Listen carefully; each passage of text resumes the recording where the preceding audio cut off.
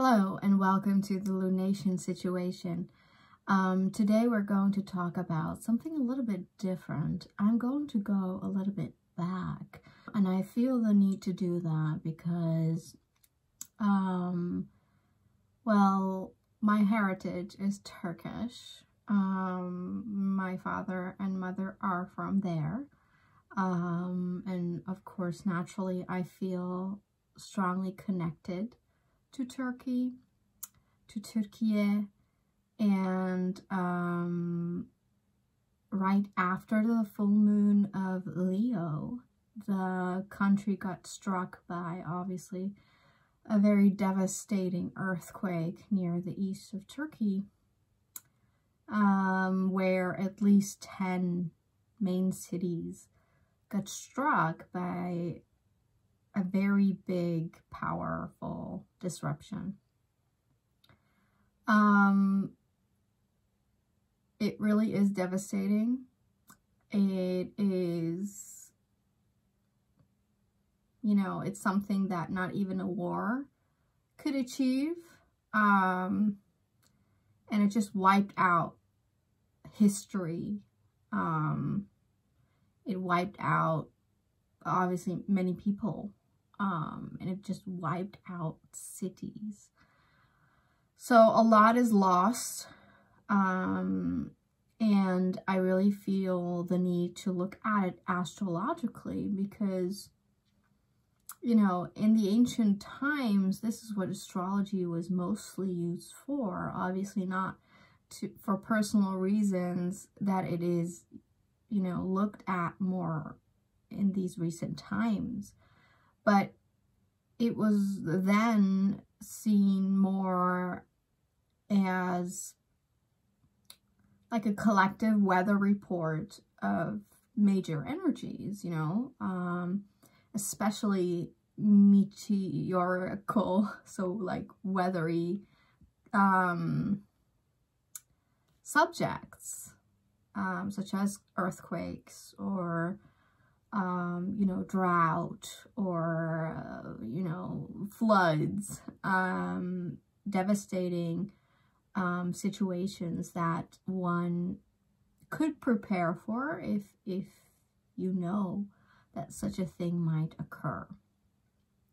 Now, of course, there are a lot of technical things to astrology. It is not as easy as it looks, or it doesn't even look easy, does it? So even I obviously have a lot of shortcomings when it comes to astrology. I feel that, maybe after decades, you could have a better understanding of things like, when a catastrophe might hit a place, and stuff like that. There are a lot of details going on with that. And I have to be honest and say that I don't know all the details that are involved. However, it is clear that this last full moon in Leo, February 5th, was an earthquake energy because it was a T-square to Uranus, right? Uranus in Taurus is notoire for catastrophes on Earth. So the day that Uranus entered the sign of Taurus, which is a 7-year cycle, and we're right in the middle of it, literally in the middle of it, like in the middle of those 3.5 years. So,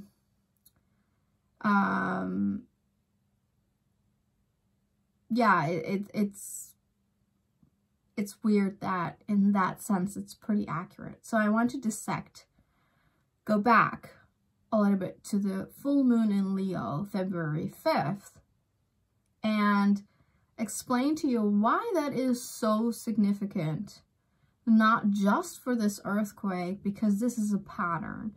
And, you look back because history and the present is related. So there is actually one more chapter to go in this storyline that is evolving, in the astronomy, so it's an astrological story that affects us all. So we need to look at this, right? So in this video, we're going to do that. Now let's first look at, again, the February 5th full moon at 16 degrees of Leo. Now, of course, a full moon is always in opposition, right? The sun is right across in the sky from the moon. So an opposition is always also a little bit, you know, of a friction, uncomfortability, and, you know, can be conflict-ridden. You know, that's why they call, you know, lunacy, lunatics during full moon, because the energy can drive you crazy because there are opposite energies going on, right? That is with every full moon. But what made it really different and striking is that the opposition of the moon and the sun, right, made a very strenuous, difficult, conflict-filled relationship to Uranus in Taurus, who was at 15 degrees in Taurus, and the moon was 16 degrees in Leo, and the sun was 16 degrees in Aquarius. Now, these three are fixed signs, and this strenuous relationship between the three kind of brought out intense energies of all those three signs. But it really pointed to the strength of Uranus. And as I said, Uranus in Taurus is about upheaval, chaos, changes, rapid, sudden, unexpected. When we look at Taurus, it's the first earth sign. It represents earth. It represents food. It represents agriculture as well. And specifically, Uranus in Taurus is very much related to earthquakes or volcano disruptions and stuff like that. So it was kind of written in the stars, I would say, that this earthquake was very imminent, very probable. To know where locations and stuff, you would need to look at maybe astrocartography and obviously other sciences such as, you know, geology and weather. What is that? Meteorologist? I can't say it. The weather science. So about the location, I wouldn't know, because astrocartography is a whole different aspect of astrology that I'm not that familiar with, to be frank. So this full moon in itself doesn't tell us the location, but it does tell us that a very big catastrophe surrounding Earth was very probable, or more even like it had to happen. That kind of a pressure. More significant is that 15 degrees of the fixed signs is what we call world points. So these are points that are, I would say, if you look at the ecliptic, so how the world spins and all that, and the whole solar system together, these points, so 15 degrees of the fixed signs, are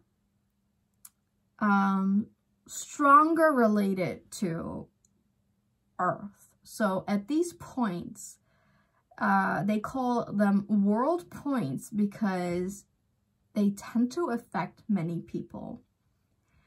And, you know, Uranus in Taurus was exactly at 15 degrees.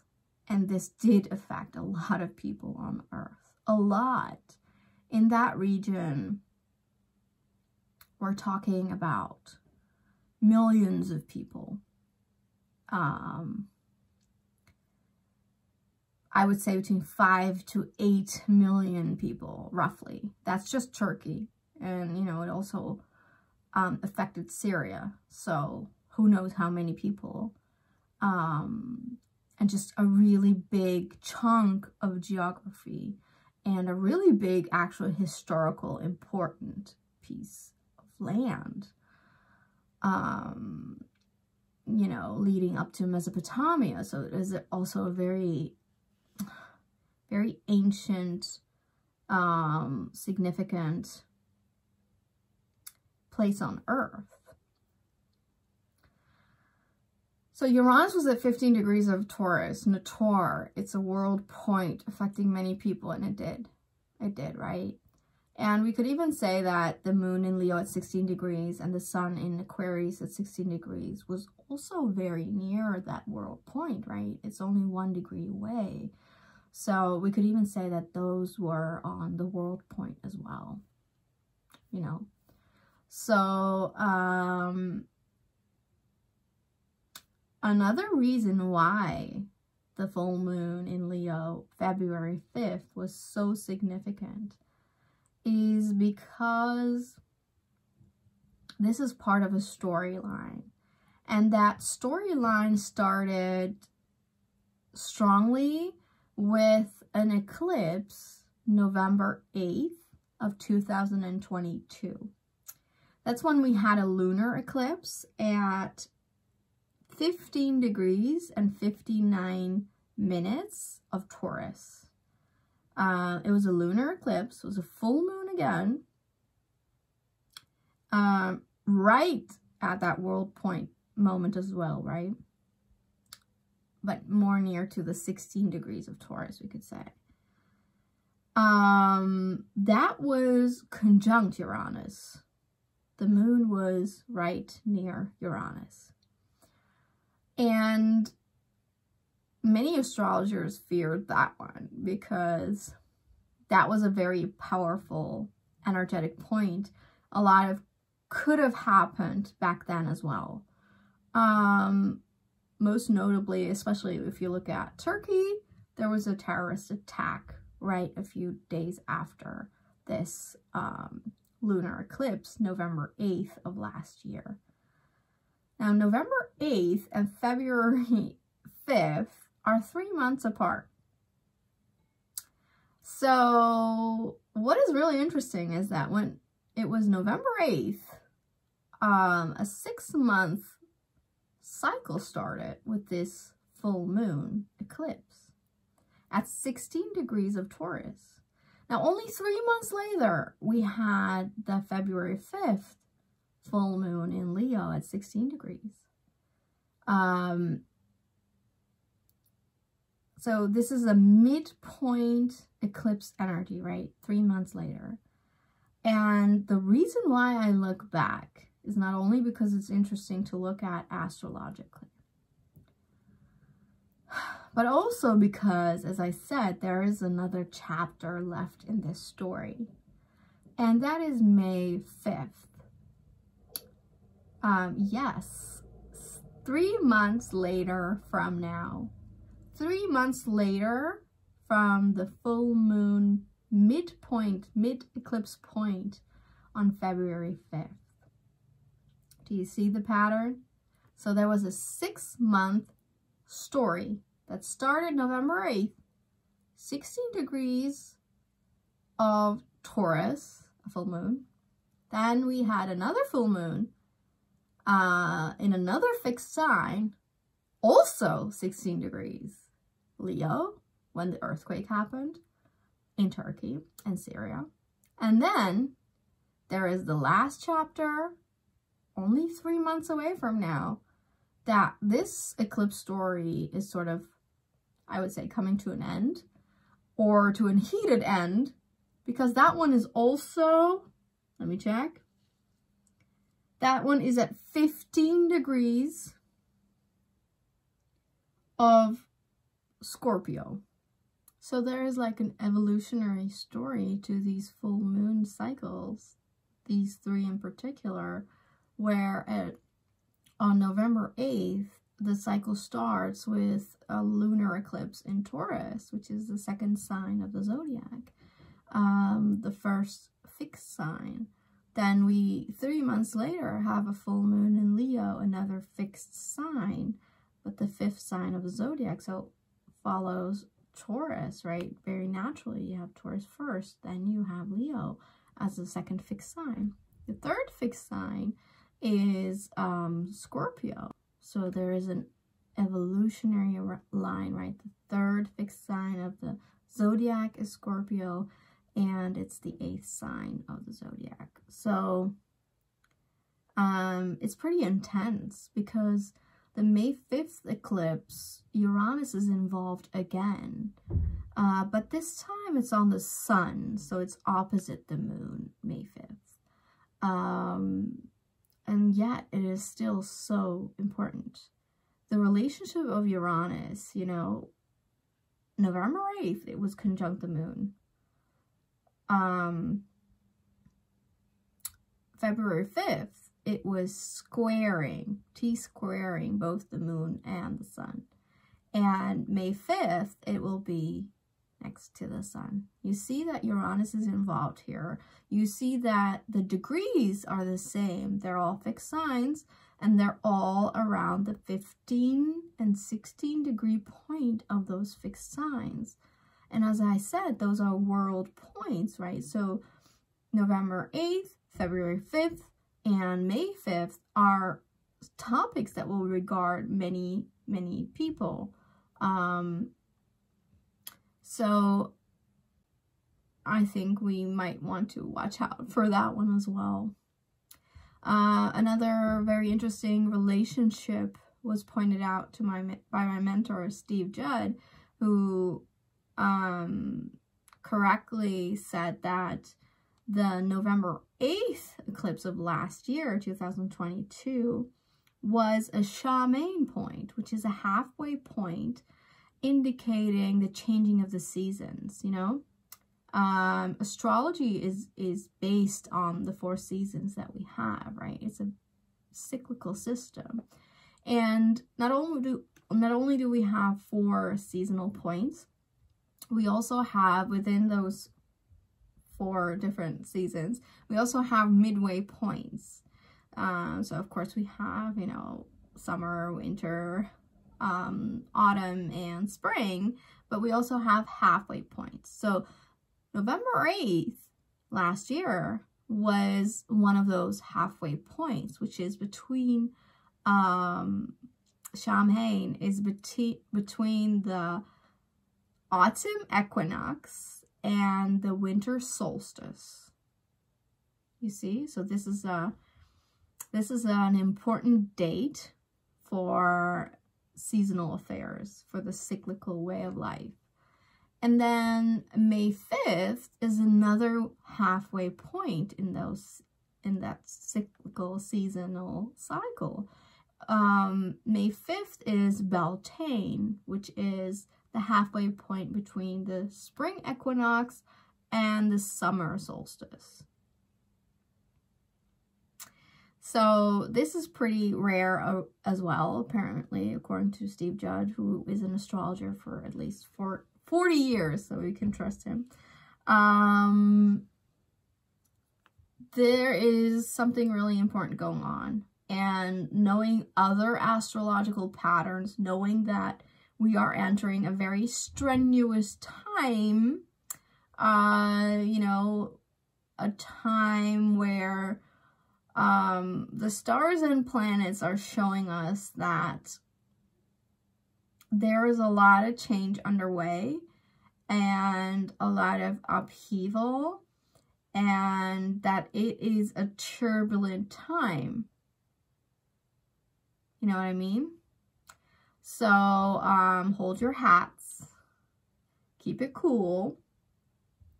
I always say that there are 2 things that are really important at times like these, where a lot is changing and a lot will occur right after the other thing, you know? So this year, 2023, seems to be a year where a lot of things are likely to occur.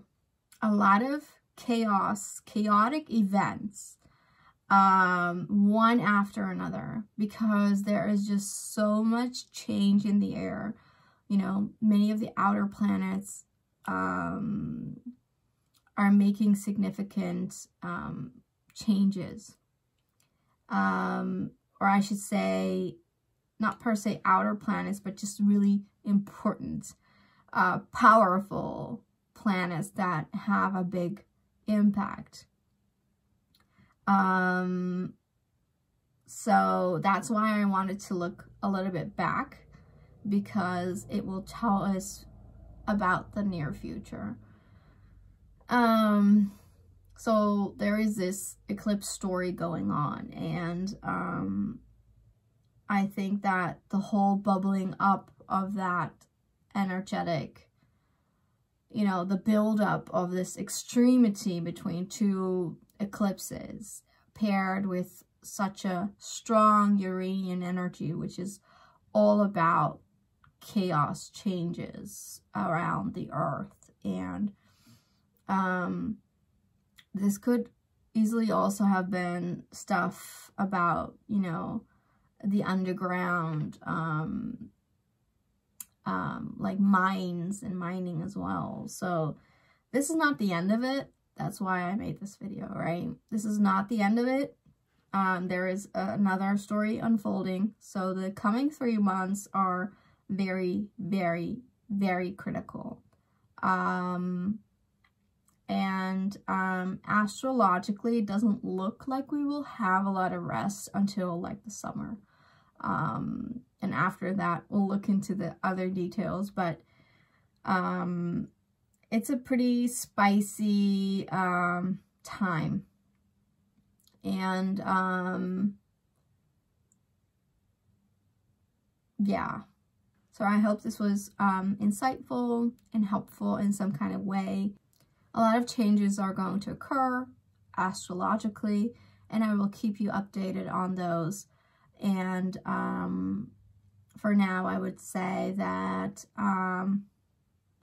you know, a lot of people are in pain, Earth is in pain, and the energy can very well feel heavy, as it does for many Turkish people, because, you know, obviously it's close to our heart. So if you like, if you can, if you want to, you can pray and you can meditate to bring love, light, and positive energy to the country of Turkiye. So may your thoughts be with them, and